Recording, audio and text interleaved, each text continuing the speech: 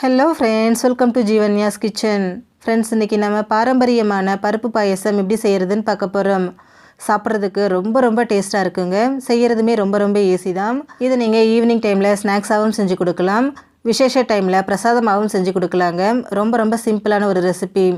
இது எப்படி செய்கிறதுங்கிறத பார்க்குறதுக்கு முன்னாடி நம்ம சேனல் ஜீவன்யாஸ் கிச்சனை மறக்காமல் சப்ஸ்கிரைப் பண்ணி பக்கத்தில் இருக்க பெல் சிம்பிளையும் கிளிக் பண்ணிக்கோங்க.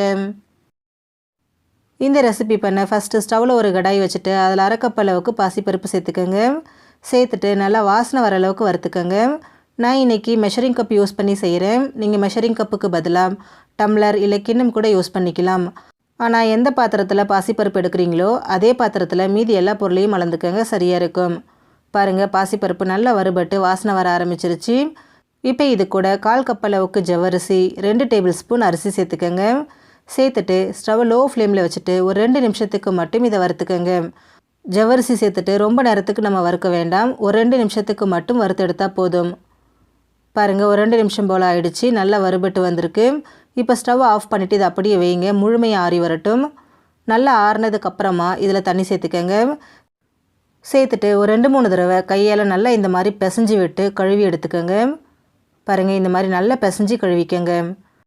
இப்போது ஒரு குக்கர் எடுத்துருங்க. அதில் நம்ம கழுவி வச்சுருக்கக்கூடிய பருப்பு ஜவ்வரிசியை சேர்த்துக்கோங்க. பாருங்கள், நல்லா கழுவி எடுத்தாச்சு. இப்போ இதில் தண்ணி சேர்த்துக்கோங்க. நான் இன்றைக்கி 3 கப் அளவுக்கு தண்ணி சேர்த்துக்கிறேன். கூடவே 1 டீஸ்பூன் நெய் சேர்த்துக்கோங்க. இப்போ குக்கரை மூடி போட்டுட்டு ஸ்டவ்வை மிதமான தீயிலே வச்சுட்டு ஒரு 4 விசில் விட்டு எடுத்துக்கோங்க. பருப்பு ஜவ்வரிசியெல்லாம் நல்லா வெந்து வரட்டும். பாருங்கள், 4 விசில் வந்து ப்ரெஷர் ஃபுல்லாக தானாக ரிலீஸ் ஆனதுக்கப்புறமா இதை ஓப்பன் பண்ணிக்கோங்க.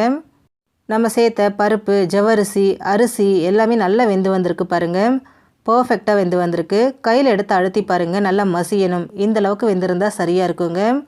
இப்போ இதில் வெல்லம் சேர்த்துக்கலாம். நான் இன்றைக்கி 2 கப் அளவுக்கு வெல்லம் சேர்த்துக்கிறேன். சேர்த்துட்டு ஸ்டவ் ஆன் பண்ணிக்கோங்க. ஆன் பண்ணிவிட்டு வெல்லம் கரையிற வரைக்கும் இதை நல்லா இந்த மாதிரி கலந்து விடுங்க.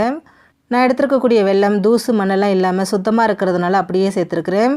ஒருவேளை நீங்கள் எடுக்கிற வெல்லத்தில் மண் தூசு இருந்துச்சுன்னா வெல்லத்தை கரைச்சிட்டு வடிகட்டி அதுக்கப்புறமா சேர்த்துக்கோங்க. அதே மாதிரி இனிப்பு பார்த்திங்கன்னா இது கரெக்டாக இருக்கும். உங்களுக்கு ரொம்ப தித்திப்பாக வேணும்னு நினச்சிங்கன்னா உங்கள் டேஸ்ட்டுக்கு தகுந்த மாதிரி வெல்லத்தை கூட குறைய சேர்த்துக்கோங்க. இப்போ இது நல்லா கரைஞ்சி வரட்டும். பாருங்கள், நம்ம சேர்த்த வெல்லம் முழுமையாக கரைஞ்சி வந்துருச்சு.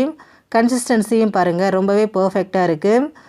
இந்த மாதிரி வெல்லம் முழுமையாக கரைஞ்சதுக்கப்புறமா ஒரு 2 நிமிஷத்துக்கு இதை கொதிக்க விடுங்க. அப்போ தான் அந்த வெல்லத்தோட வாசனை நமக்கு முழுமையாக போகும். பாருங்கள், ஒரு 2 நிமிஷம் ஆகிருக்கு. நல்லா கொதிக்க ஆரம்பிச்சிருச்சு பாருங்கள். இப்போ இதை ஒரு தடவை நல்லா இந்த மாதிரி மிக்ஸ் பண்ணி விட்டுருங்க.